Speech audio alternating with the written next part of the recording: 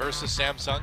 And we'll see what the bans are going to be like. I like it. Yeah, I think the Victor ban's a good plan. I mean, this actually does echo what you were maybe predicting in Game 1 of the just tilt them strategy from SKT, where SKT drafted strong picks, didn't respect the undefeated at the time Rek'Sai and Victor, then beat them. That was a story of SKT years ago. They would often approach best of 5 series usually in this situation. Of course, that was back when it was best of 2 into best of 5, but in a best of 5 series, they would be happy to give over strong picks and try and beat their strongest lineup.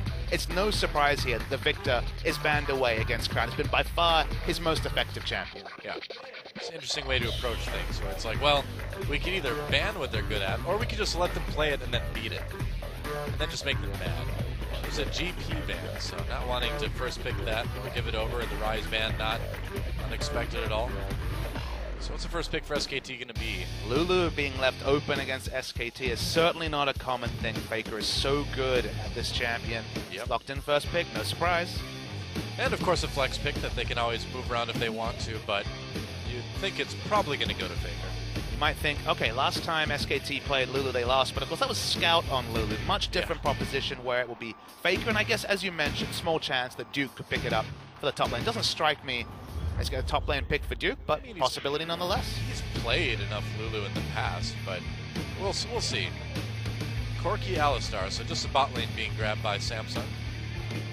Like a week ago, the priority might have been Corki over Lulu. Faker's mid Corki was just unbelievable against CJ in the first game of the week, of the first game of the season even, but Corki is taken away. Again, a flex pick. Flex picks mostly are the story of the day, but Bengi does get the Rek'Sai, gets back onto a control jungle that's been taken away and banned from him multiple series in a row.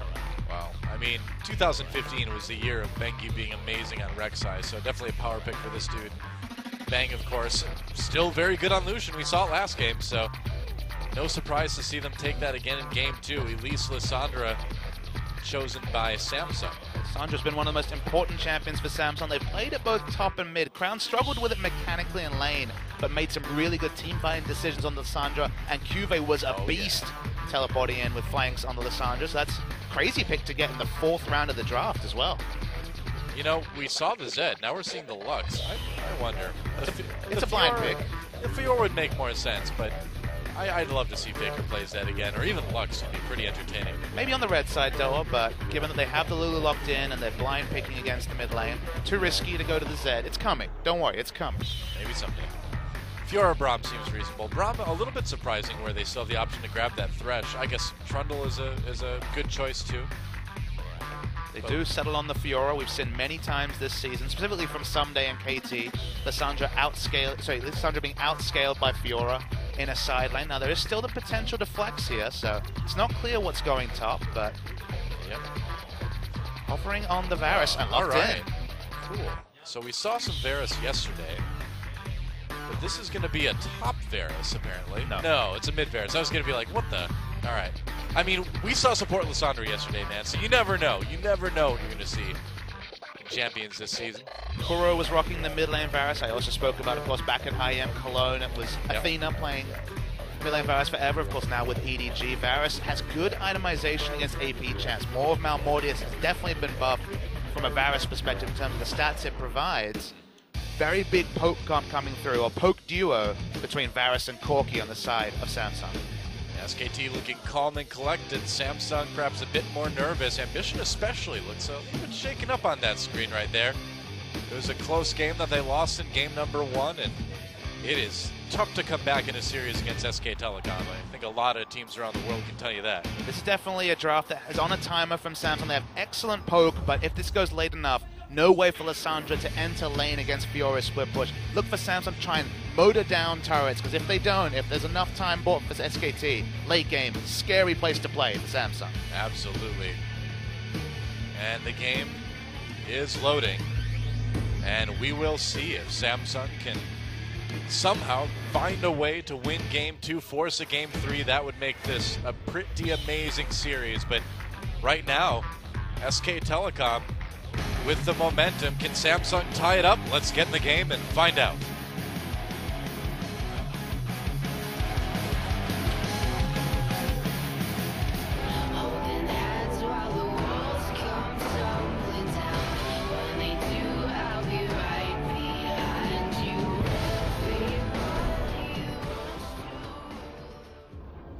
What do they want to rule? I don't know! What? What is it? Rule the Rift? I guess that's what we'll settle for this time. The way it's said, it sounds like they want to rule the woe, which is depressing, actually, so... Rule the woe? Yeah. Tales the of woe. Feeling of sadness? Yeah, that's All not right. really a thing you want to rule. I Maybe mean, they're like, whoa, like a cool roller coaster, or when you see a dinosaur. gnarly, dude. Yeah, well, Samsung versus SKT, game number 2. And we don't see too many series where SK Telecom is up a game and then loses. I was talking about the IAM Cologne Varus. This was actually the matchup that Athena prioritized Varus into, the Lulu. Now, Lulu, very famous lane bully. It's been a mid lane, I guess flex pick to top lane for a very long time at this point. Faker is an excellent Lulu, but just the line wave clear you get from Varus, specifically with blue buff from range level 7 and 9, means that you can stay back and clear so safely.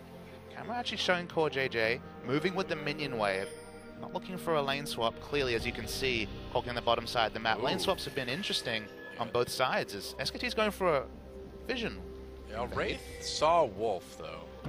This is kind of bizarre. Looks like maybe they wanted to do the Gromp, but Bang and Wolf were there, so they couldn't. I don't know. So basically, the reason why things like that are happening is that deep wards are no longer a thing to check for the lane swap, so you kind of have to check late. If you spot it, then try and group your top laner and go for a delayed lane swap. So it's, again, lane swap information, but there's so much more incomplete information with all the changes to the early game, specifically the spawn timers and everything else on the 2016 patch.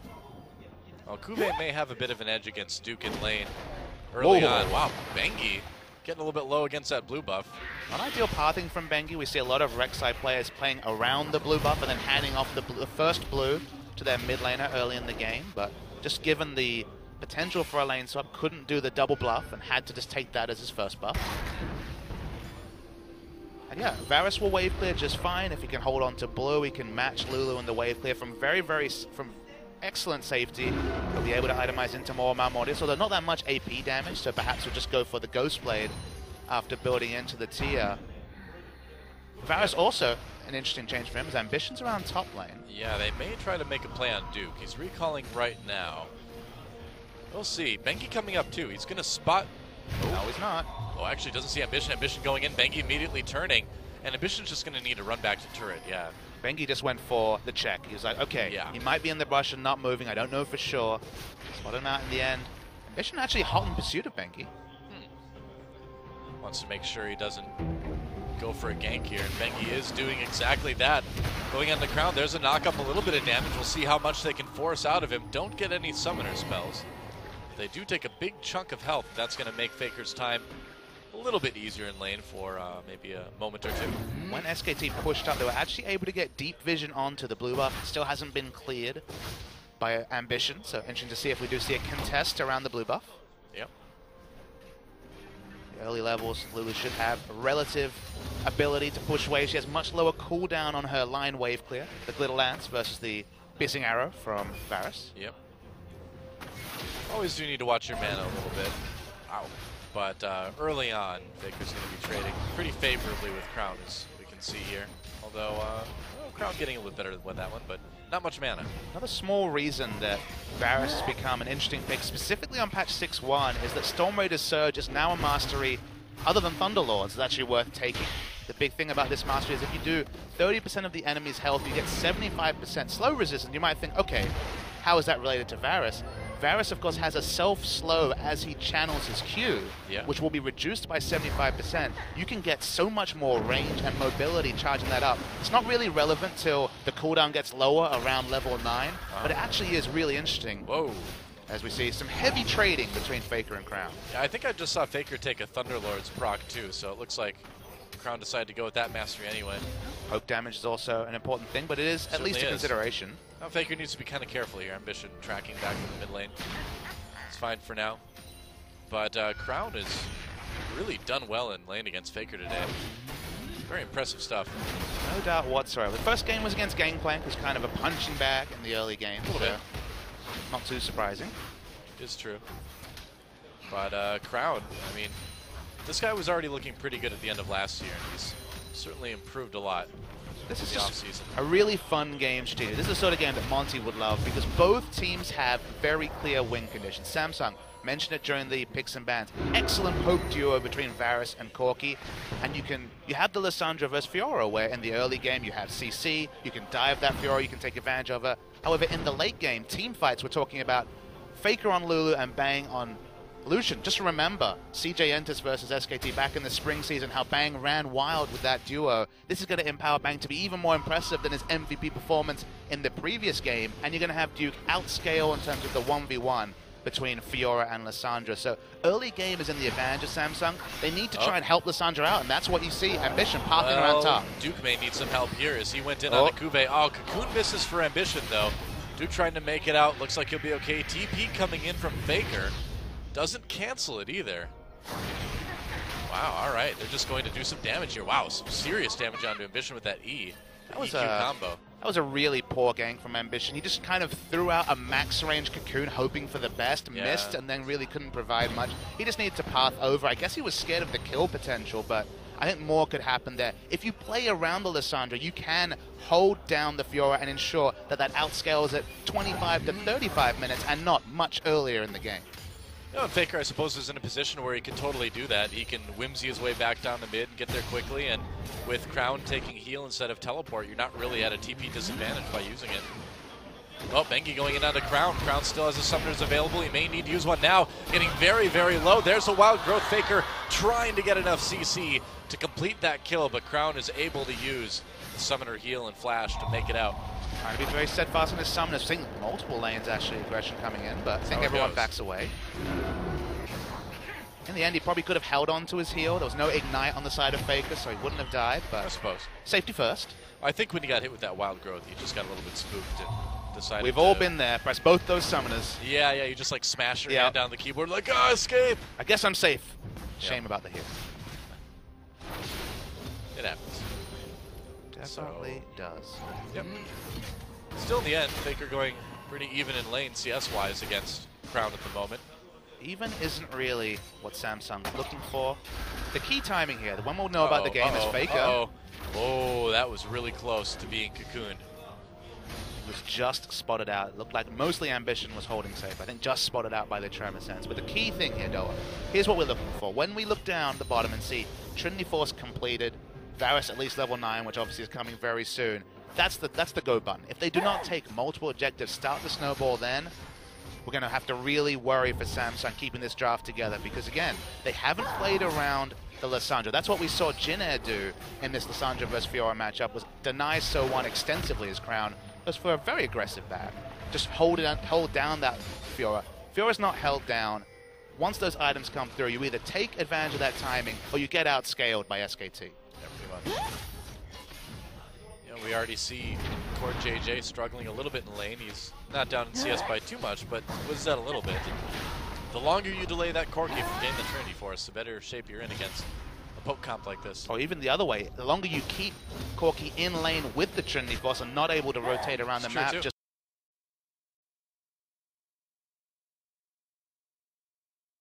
clearing waves, that is not why you pick the Corki. So that's either or will win. Of course, they got the ganks last game, so the Corki was way behind, and I just pick up CS after losing turret. That hasn't happened this game, so let's see if Samsung can aggressively rotate around their massive poke duo in about 5 minutes' time. All right. I'm going to go grab some coffee. I'll be back in 5 minutes. No worries, I got this, Doa. All right, you got this? All right. Actually pretty hard to get coffee at this time in 5 minutes, but if you run. That's true. That's true. I don't think I can do it. All right, I'll stay. You convince me. It's nice to have company. Monty left me behind. Hey, I've had to solo cast champions, man. I know, I haven't had that yet. I'm waiting for my solo cast opportunity. Well, the solo color cast, we haven't had it yet. We've had double color, which I think's gone pretty well, but solo color, oh boy. Well, hopefully you never have to do it. Chobra, double duty on the solo cast. What a legend. Yeah. What a guy. Whatever happened to Chobra? I don't know. I heard he opened up like a surfboard shop on the beach in California. He just lives life easy, and Crown with no summoners, nothing easy for him. That's an easy first blood for Faker, though. Really nice path. Oh, And look what's Cuvée. happening across the map already. Yeah. Cuvée getting bossed around by Duke. Worrying times for Samsung. I'd say so. Yeah, when Faker gets first blood. But it was such an obvious gank. I mean, Crown really needed to play that a little bit safer. And, you know, we're already seeing a little bit of the overextension in lane that we saw in team fights. Yes, our last game with Crown. I think you're being harsh. I mean, he did come over the Raptor buff to get that. Of course, it's a Yeah, Rek'Sai but- path, but I would say it's more ambition, lacking some defensive warding for his mid laner, than really Crown making too much of a misplay. Maybe. Give Crown You're a chance. You're the analyst, so I'll just believe what you say. Works out best that way. But if I was Crown, I'd just be sitting under that turret. Well, don't worry. He's back to sit under his turret. All right. Wow, action going on in the bot lane for JJ, a bit low. Bang low himself, though, tries to pop that culling, but Ray should be able to body block this one enough. It's on the Alistar. Looked wonderful on this pick 2 days ago. The move from Stitch to core JJ, again, it was smart pathing from Bengi last game that really took advantage. Could It's do. gonna get messy. Oh. Wow, Wraith tried to go for the pulverized flash, ends up pushing Bang away afterwards just to get him out of the fight. Ambition coming in. Bengi lurking right there, comes in. There's a knockup. No, not knockup.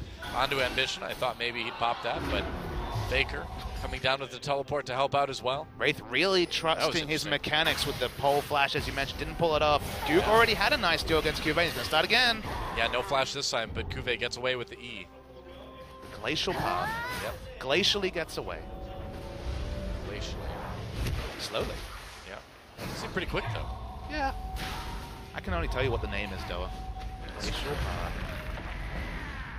Wow, Trundle, you okay? Trundle and He did Lissandra not- in the same game. He did not sound happy about that pillar. He's like, that was my trophy. Maybe he's just a harsh critic of his own pillar placement. It's like, Maybe. didn't nail that one. I think it was pretty good, though. It's okay, 7 out of 10 for some people, not enough, Doa. I suppose. Well, it's enough for me. That's not what I've heard about you. You have high expectations. Well, not when it comes to my own League of Legends Oh, play, your but own I Trundle really, play. Absolutely. Yeah, I'd be happy with a pillar like that. I'm perfectly content with a 7 out of 10. NA pillow. Oh, Faker ults himself just to keep Ambition away. Dodges a cocoon. Nicely done. Wraith coming in. Bengi trying to make a play. Bengi popped out. Duke TP's down. They do catch Ambition. Oh, but not quite enough damage as Bengi takes some poke. But we'll see if they can do some damage in the mid lane. Doesn't look like it. Duke was half a second late on the riposte. If he was able to riposte and stun Crown, doesn't matter how stamina are, you would have been dead. So just a slight misplay. It's so hard to predict. Ssumday makes players look like that look easy, but Duke not quite pulling it off right there. Yeah. We talked about those timing windows, Doa. Not quite observed yet. Not quite the must-go time, i.e. specifically the Trinity Force from Core JJ, but the fact that Duke is already comfortably winning trades certainly hasn't been snowballed against. Well, down the bottom lane, SKT have had lane control again. I worry about Samsung hitting their timings this game. Well, the fact that SK Telecom is already like 2,000 gold ahead Sure. against a comp that needs to take the advantage now and needs to put on the pressure through the poke, I don't have high hopes for Samsung winning this one. Well, no one really expected much from this Samsung lineup. You looked at someone like Ambition. Honestly, at the end of last season, I thought Ambition was done as a pro player. It wasn't working on CJ. I thought, okay, CJ going to have their rebuild time. I don't know about Ambition. He goes over to Samsung, reinvents this team, and has shown that he's still a force to be reckoned with. Is he the best jungler in Korea? No, but the shot calling, the impact that's had on this team has been really impressive. So I'm not willing to count them out yet. This team has looked good in large spades in the late game. Do they really do like a faux Jaws theme? When They did, yes. Rek'Sai is... Yep. Wow, that's great. Oh, there's a knock-up onto Ambition. He's in a little bit of trouble. May trying to come in, but I don't think they're going to be able to save that Elise. He's trying to get under turret, repel, maybe enough, goes down onto Duke, actually turns around, Faker gets ulted by Cuvée, could go badly. Faker barely making it out. SK Telecom gets the kill they were looking for, and meanwhile in bot lane, Bang on his own in that 1v1. Needs to be a bit careful, but things going well for SKT. Samsung played that as well as they could and still gave up the death. That's what happens when Lulu's there. Good burst damage, and of course all the utility. I mean, they go for an easy turret dive. Not quite Trinity Force for Corki. Just can't win those trades once again against Lucian. Yep. right? Thunderlords Varus. I'm very disappointed. Well, it's a good mastery. It's pretty damn good. It is indeed. And bengi has just been following Ambition around all game, too. This has really been... it's been a lot of counter jungling from bengi, it seems like. And this is the game where you shadow the enemy jungle. We talked about the impetus on Samsung to snowball top lane, to set up other win conditions. And if you're just always on top of Ambition, which has been the story for bengi, this is definitely a return to 2015 bengi. No surprise that it's on Rek's side, that one of the best control junglers, probably the best, that you can play in the game right now. And if you keep shadowing him, if you can never snowball top, it's push, push, push with Trinity Force or basically lose the game. So, job done for bengi. It's true. Bengi. Was that Jaw's name always in there for Rek's side? Yes. I don't remember hearing that until like today. Pool party skin only. I've seen so many games of Pool Party Rek's side, but this is the first time I've ever noticed it. I'm not very observant, apparently. Wolf got ulted, I saw that. Had to flash away. Core JJ bringing the package in, but not able to use it to any effective Has not wielded the package impressively this series. Yeah, not so much. Corky's going to have to think about that. Up his game. It's true. It happens. Well, Duke actually going after Kube here. Can still pop that. Oh, he can't pop the Grand Challenge, actually. I was wondering why he's being so aggressive, but... Oh, here we go. Fight down the river. bengi caught by that Cocoon. Bang there to defend his jungler, though. Nice poke from Crown. They want to go after the dragon now. Maybe. No, not quite. Everyone backing off. SKT can be so aggressive with their positioning and skirmishes, because look at this comp. Neither Core JJ nor Crown want to go in on fights. They both want to poke from range. Only Lissandra and Elise, and Alistair, they're the initiation trio, and if one of them is absent, you can't count on the follow-up damage coming in from Crown and Core JJ unless they're positioned very specifically. So all those skirmishes, bengi, given that he's doing well, given that he already has some magic resistance, can be so aggressive. bengi accidentally took his own tunnel back to the blue buff there. Oops. Oops. That was a mistake. It just looked like so much fun. Pool Party Rek'Sai is always having fun. I suppose. He's been having fun this game. 2 assists. Kills are a bit more fun, but you take what we can get. Duke moving away from the build we usually expect. It's usually Ravenous Hydra into Titanic Hydra later, but actually just rushes the Titanic Hydra. Yeah. I mean, I suppose that does help with the dueling, doesn't it? I would take Ravenous Hydra early for dueling purposes, but it does help you push back waves because you get more AoE per auto attack, so just able to push things in. Battle of wards, and Wolf actually losing that one. Can't get rid of the ward. Another game where Core JJ picks up Trinity Force and has to sit bottom lane. Doesn't even have any vision. Look, double pink wards around bot. This Corky cannot overextend for turret damage or even push down the wave. Well, need to empower Corky. If he's just sitting in lane, he's any other AD carry. He doesn't have the ability to use what he's really picked for. SKT knows, though. They know that the... Crown just completely misses his ultimate. Ambition coming in, though. Cocoon. Faker just seems to be unable to be hit by skill shots today. And he is moving at 500 MS with Whimsy. It's true. Spooky ghosts. The spookiest. Yep. So, like I was saying, SK Telecom, I think they know that the longer they make this game go, the more the frustration is going to start mounting for Samsung, in that they can't really execute on what they're trying to execute on. Speaking of executed, they might end up being executed by SKT, but no. bengi just delaying the recall, wants to give Duke a chance to take down the top turret, I guess. Kind of the reason why I wave my finger at the gameplay picks is, look, you give Faker Lulu, a lane-dominant champion, bengi's on Rek'Sai. Suddenly, it looks like old SKT. They've had a monopoly on control in mid. They take down the early turret. That was always an SKT cornerstone.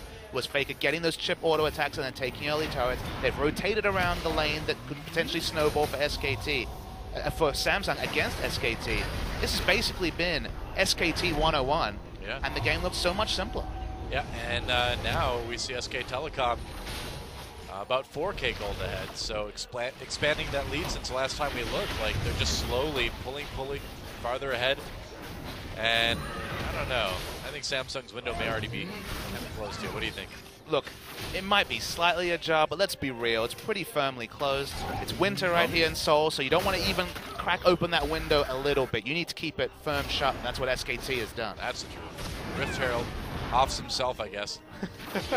That's what it looked like to me. No, he just leaves. He takes a business trip every 1955. I know what those graphics mean. It means a kill has happened. What do you think happens? Do you think he just falls down the hole? Wolf hit with that Bear Assault, flashes, gets sewed with the pillar. Teleport coming in for SKT. Looks like it was canceled by Duke, though. Draws up the Ghost Blade, obviously not the most important of cooldowns, but SKT have so much map control. Every lane has gone their way. It is poking around Dragon. No Dragon's taken, but no Dragon's needed for SKT. Yeah. Oh, bengi being very aggressive on Bishop, but that was a mistake, man. Has to receive that wild growth from Faker just to stay alive. Yeah, that was... I'm not quite sure why bengi went for that so aggressively, because they may have just given up the Dragon. Maybe a first Dragon. CoreJJ finally feels comfortable enough to push forward. Oh, Faker in the duel with Crown. That's going to be a tough one. Faker having to run, and Crown once again coming up with the 1v1 win. Looks like Samsung wasn't quite ready to go for Dragon yet. Samsung have good wards in the area. Pink closest to the Dragon for bottom lane, and also some good deep vision. Not exactly ideal, but enough. They could force it. Look, you can see Ambition starting off the Dragon. Yep. Well, bengi's back. He's got his health. And you can see Duke already heading down. And with Crown so low health, if bengi can keep keeping him from recall, SKT might be able to grab this Dragon pretty easily. Crazy thing for SKT is that Maybe denying the enemy Dragon is just as powerful as taking it themselves, because Dragon is always about a backup win condition, right? Theoretically, your comp should be able to win forthright, but of course, if you're having trouble getting that last objective, breaking the base, you can just back off, take the Dragon, start stacking. When you can't opt into late game, when you're so obviously outclassed in your draft as Samsung is against SKT in late game team fights, denying Dragon, not having that as a backup win condition for the poke comp, which theoretically at this point should have taken turrets, pushed out lanes, be able to pick up easy free Dragons. Not even having a Dragon on the board means that, man, it's a complete wash in the late game. Things are looking really bad for Samsung. It's going to require some monumental mistakes, and not just one, multiple from SKT. Uh-oh, and Crown's in trouble. No flash. He's not going to make it out. bengi grabs that kill, and I think things are starting to come off the rails a little bit for Samsung. At the end of the day, you don't have flash on that Varus. Yeah. Such an easy nice kill. Pillar. Forcing CoreJJ to use the package to escape. Looks like they're going to get top turret, maybe. Oh, we're dueling. Maybe not. Meanwhile, some more action down in bot. Faker comes in, gets knocked back into the Gromp, and bengi can't finish off Wraith. Man, that 650 units really gave them a lot of safety against the Lulu. Helped out. It was that extra, that last 50, you know? It's always the last 50. Yep. It's true. Somehow, that top turret survived. It's got to have like 5 health right now.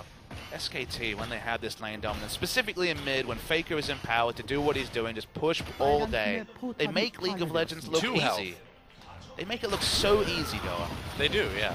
Which is why bother with the game plan? Why go all in on these picks where you just don't have lane dominance? Faker is so good when he's moving forward. SKT has been a team that's done a lot of experimenting in their game ones. I mean, think about spring season last year, dude. All those games of the Easy Hoon, then they would lose game 1, put Faker in, and then they would lose game 2.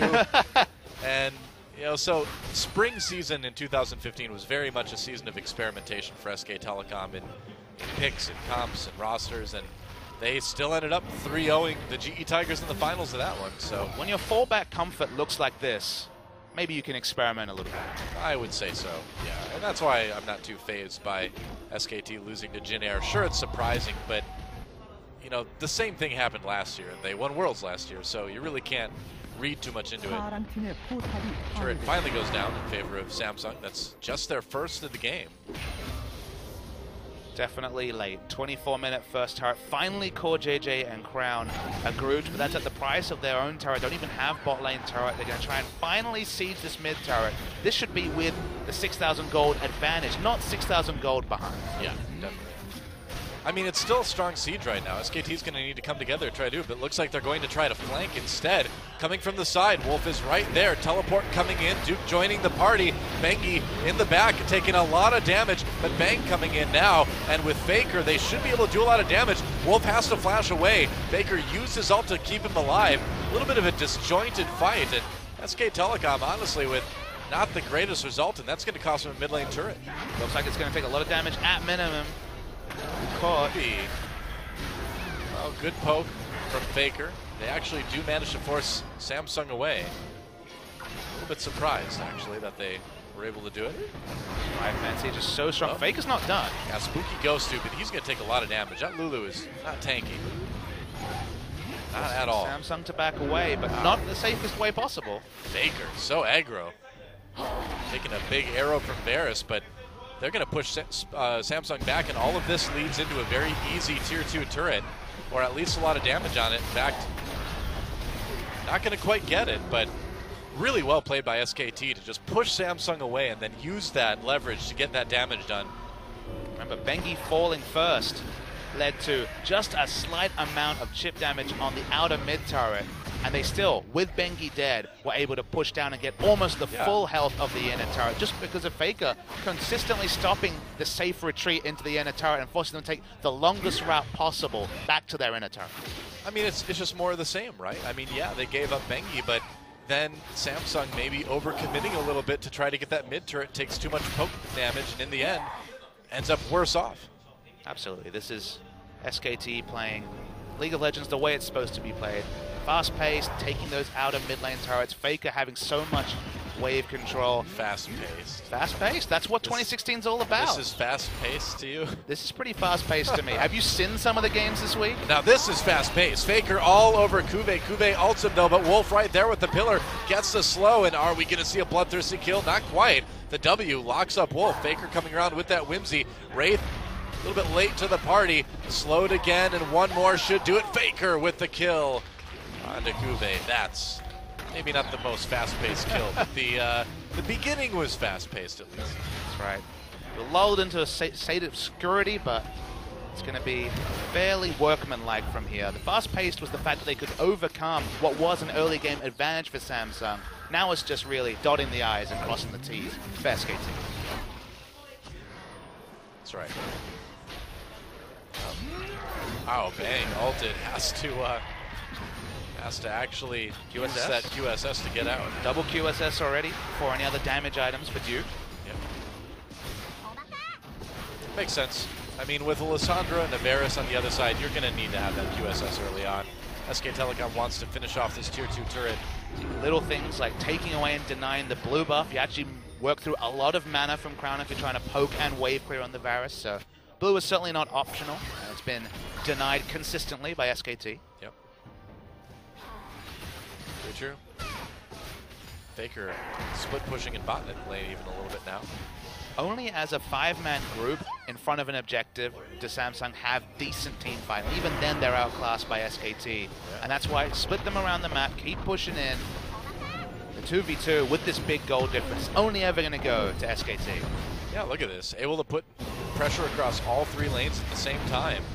It's working out very well for SK Telecom. Exactly the pressure game that Samsung picked for. Yeah, seriously. I mean, well, I mean, Samsung wanted to get it done through poke. SK Telecom just getting it done through some split pushing and some very superior lane play in the early game. Definitely, and again, more of the same. Faker's going to keep poking at this turret, has Whimsy, has a shield. It'll be so annoying, and Samsung, there's just nothing they have access to. They're not getting their own buffs, they're certainly not getting anywhere near Dragons and Baron. Yeah, this is nearly a perfect game for SK Telecom so far. Only 1 death and 1 turret away from it. This is about as methodical and solid league as I think you can see play. Core JJ dueling with Faker. Faker going for the kill, nearly gets it. Core JJ using both of his summoners at the end to stay alive, and it still was very close. If you notice, the actual last Glitter Lance went off and chipped him down to perhaps 30 health. Really smart from Faker to hold on to the Glitter Lance. You have that extra time once you approach 40% CDR. Well, without the Alistar heal, that probably would have been a kill. Exactly. You would think the 30 heal wouldn't have been much, but man, it was the difference. Yep. Very able to save his AD carry there. Safe to say that Duke. Oh, gotta be careful now though. Faker trying to evade.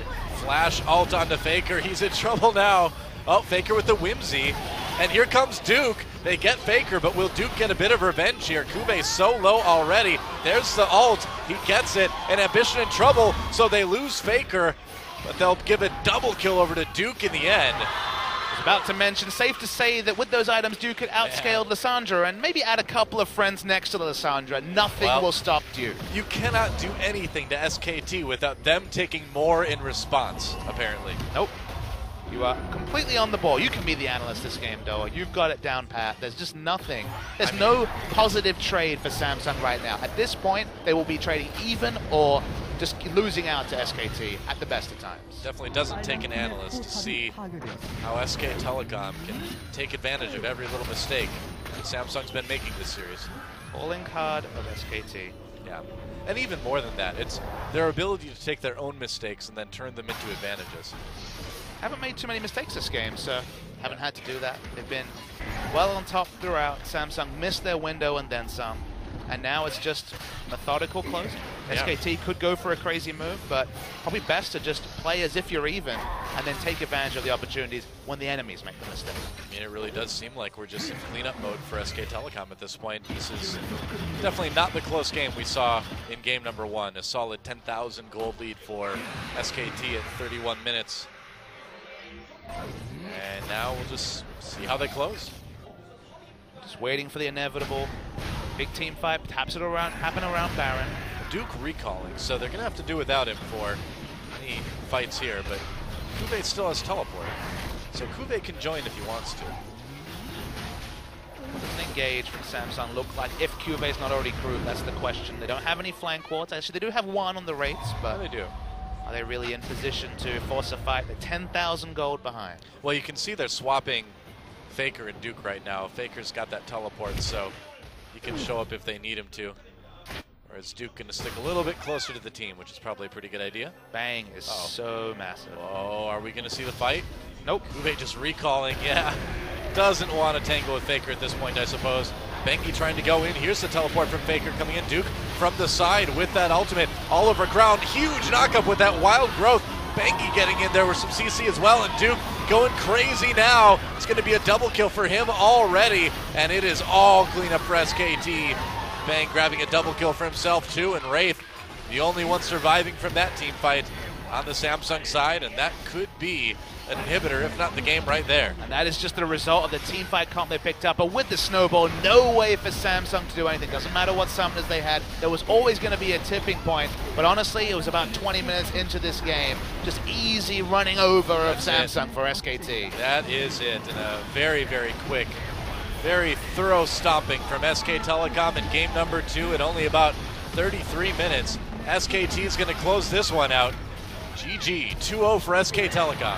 Rumors of SK Telecom's demise might have been a little bit exaggerated, Doa. Yeah. Your boys just really powered through Samsung. Game 1 was very close. That was the best of this new Samsung lineup. They picked a tricky, hard-to-execute comp in Game 2. They missed their window, and SKT rolled over them.